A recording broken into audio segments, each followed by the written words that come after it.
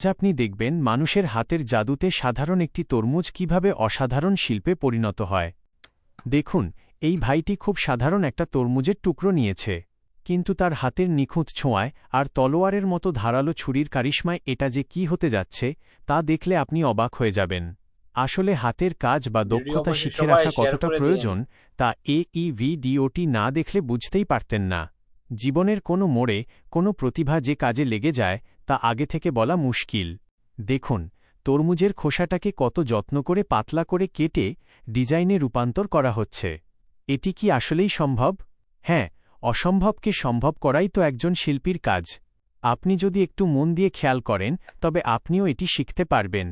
আমাদের চারপাশে কত তরমুজ পাওয়া যায়, কিন্তু কয়জন পারে এমন জাদুকরী রূপ দিতে? ভিডিও অবশ্যই সবাই চমৎকার! শেয়ার করে দিন। দেখুন তো একবার, কি অপূর্ব এক শৈল্পিক রূপ ফুটে উঠেছে, যা আগে কখনো হয়তো দেখেননি।